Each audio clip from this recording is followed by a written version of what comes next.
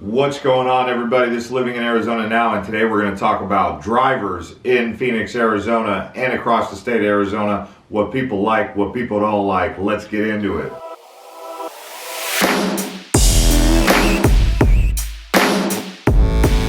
But before we get into this, I want to talk about this channel. If you're new here to Living in Arizona, if you do live in Arizona and you want to know cool stuff about this great state, the Grand Canyon State, crush up the like button, subscribe to this channel, and you see where it has that little bell right there, hit all and get notified every time we come out with a new video. Alright, so the very first thing that irritates pretty much everyone, including myself, is people who don't indicate. You know, they'll be going really quickly down the road and then they just kind of just continue their path of hauling booty, and they don't use their indicator. You got to use your indicator a little bit further ahead of time than just the last minute. And I'm probably guilty of it myself, but as I'm saying this right now, I would say, learn to use your indicator a little bit further ahead of time. It's not just you on the road. There's other people who are waiting for you to indicate and let them know what you're doing. So using your turn signal, that is really important. Changing lanes, using an indicator, that's good. So that's a big pet peeve out here in Arizona. All right, so the next thing here is going to be distracted driving, whether it be your radio, your cell phone in particular, because sometimes people, what they do is they get stuck at a light. It's a long light, it's middle of rush hour or whatever, and they're the first car in line. So what they're doing is they're looking at their text messages, looking at their favorite news posts, and they're not paying attention to the road. And then the light, you know, it's only a 5-second green arrow, 10-second green arrow, and they've just spent the last 3 seconds sitting there, and then people have to lay on the horn, and now everyone's stuck in the rush hour because you were distracted while you were driving. So that is going to be a pet peeve. I think we're all guilty of it in some extent, including myself. But try not to be too distracted when you're driving, especially in rush hour situations where the cars behind you are in a time crunch. Here's one that happens pretty much all the time, every time I'm on the road, is these drivers, these hotshot drivers, whether they're in big trucks or sports cars, they speed unnecessarily and then they end up at the light right next to me. I get it, you got a supercar, you got a Tesla, you got a Dodge Charger, you want to go try it out, your Shelby Mustang, I get it, you want to have fun. But it's one thing to have fun, and it's another thing to just drive excessively fast and drive aggressively, and it actually ends up becoming rude and reckless for other people on the road. And so I know that this upsets a lot of people. I mean, I saw a guy the other day, he came flying by in a Dodge Charger, must have been going 120 miles an hour, literally. Then I saw a guy before that in a Shelby Mustang come whizzing down Scottsdale Road, only to end up at the light at the same time as all the rest of us every single time. But he drove very aggressively and recklessly. And it was for what?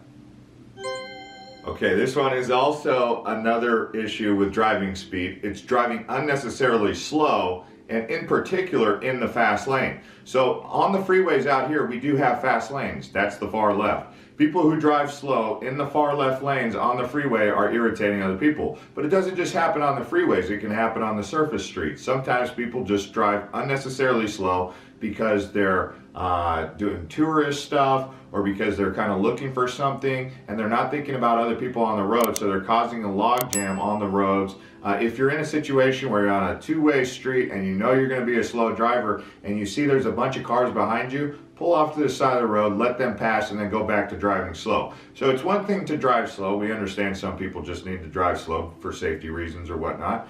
But if you're going to be that person, don't consistently tie up traffic or hold up traffic because you want to drive slow. So that's a big one there. Now, we all know slow drivers are frustrating, and sometimes the best way to let a slow driver know that he's irritating or she's irritating you is to get on their tailgate. But I don't think that's a good thing to do.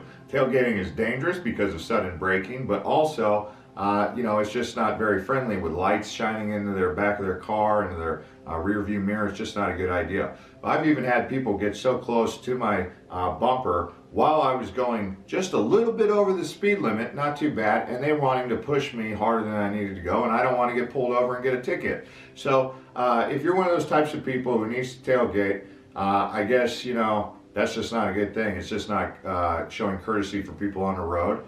So that's my opinion on it. I understand that it's also dangerous to pass cars while you're driving down the road. We'll talk about that next. So what I mean by people who like to pass on the roads, so you get these situations where you might be going just maybe 3, 4, 5 miles over the speed limit, but the guy behind you is tailgating you. So now what he's going to do is he's going to go into the other lane. He's got his opportunity, and he's going to try and go into oncoming traffic and then pass you up. So if you're in that situation, me personally, I would slow down, let him get ahead of me, because I don't want him to get into a head-on collision that could possibly hurt someone else or get me involved in an accident. So just having that kind of awareness on the road, but trying not to be that person who's going to always need to pass everyone going 10 to 15 miles an hour over the speed limit to get where? In a hurry for what? Okay, so those are the kind of people out there that make it dangerous for people on the road, families, at night especially, oncoming traffic at risk, yourself and others on the road, just not cool. And look, here's the deal. The cat's out of the bag. We know you're a bad driver if you got dents all over your car, you got duct tape hanging off, you got duct tape holding your bumper to the car, you've got your bumper barely hanging on, your tailgate barely hanging on, and it's maybe like a 5 to 10-year-old car. We can tell a bad driver by what your car looks like, so try not to be that person who really drives crazy and then on the freeway got things barely hanging off your car because you are a bad driver, and then, you know, one of those pieces of equipment, your tailgate, something like that, might even fall off or drag on the freeway, drag on the road. And so I would encourage all of you guys not to be that person.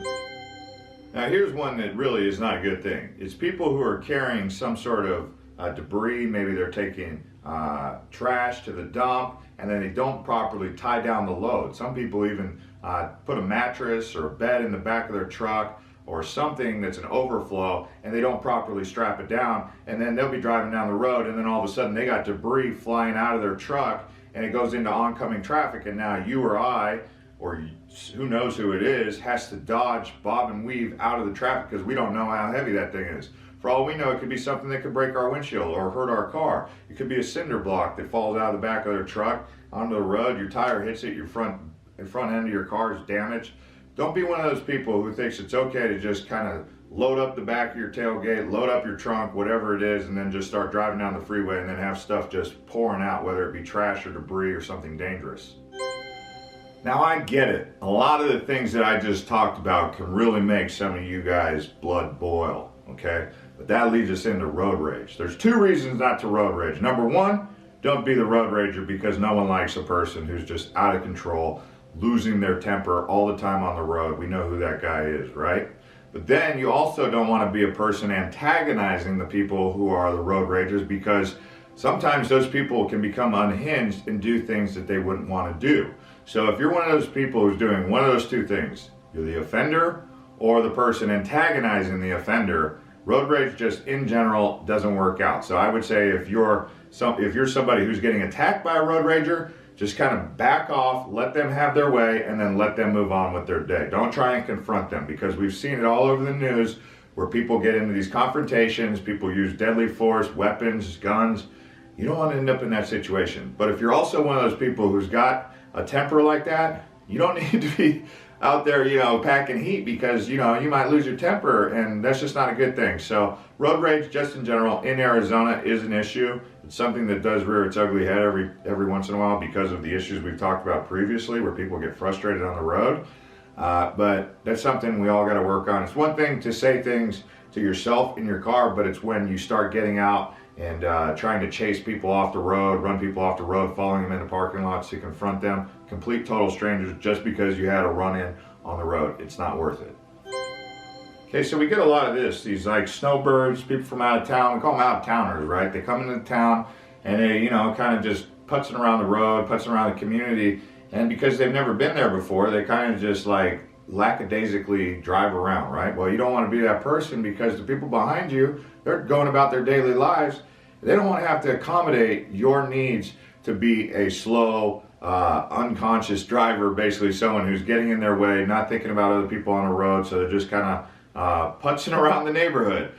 We all know the tourist who does that. They kind of think that it's all good, but it's not, because the local people get frustrated. They're trying to get around you. Let them get around you. If you're going to drive like that and be uncertain, be that uncertain driver, that unsure driver, be aware that when you're in that situation, that other people are on the road and are going to need to get around you. So make it possible for them to get around you when you're in those circumstances. All right, I'm sure we've all been in this situation. Leaving your brights on, especially in the rural communities. Arizona has a lot of wide open space. So there's times you'll be driving at night in the back roads, I don't know, driving in Apache Reservation or driving in northern Arizona or just outside of Phoenix even, where you won't see any cars on the road, so you have your brights on. But what happens is you leave your brights on and oncoming traffic comes and you forget to turn them off. You could possibly blind someone, not necessarily blind them for a long time, but blind them while they're driving at you, and that can create a dangerous situation. So making sure that you're aware of using your bright lights and turning them off when you're using them, I would highly recommend being that person. If you've lived here long enough, you've probably heard on the news about these wrong way drivers. These are people who get on the freeway, they don't quite know what direction they're going, but they're actually going into oncoming traffic. That is like the worst case scenario. So if you're someone on the road and you're driving and you have a wrong way driver coming in your lane on the freeway, be very cautious of this, because this has happened where people are on some sort of pharmaceutical drug and they don't know what they're doing. They're maybe drunk, they get on the freeway going in the wrong direction, and that can cause a big problem. But Arizona has had a problem with this because of the signs. I don't know why it's been an issue, but there's been some places out in far west Phoenix that have had issues with this. So do be aware that wrong way driving is an issue out here in Arizona. Now this is something that can get you in trouble with law enforcement, but also upset people on the road here, is shotgunning at stoplights, where you just try to speed up really quickly right out of the gates. That can get you in trouble with law enforcement, but also California rules, they call them, is basically where you're coming to a stop sign but you don't fully stop. You don't want to be that person, because you can get pulled over for California rule. That's a rolling stop. You can't do that. Another thing that can get you in trouble while we're talking about law enforcement is running yellow lights that are actually more like red lights. They have a lot of traffic cameras up at the top of these stoplights, these traffic lights, and they will send you a photo radar ticket in the mail. So do be aware, they've got photo radar out here and they've got those stoplight traffic cameras that will get you, and you get a notice in the mail, and that's never fun. So law enforcement out here, don't be trying to test your luck doing things thinking you're not on camera, because you are.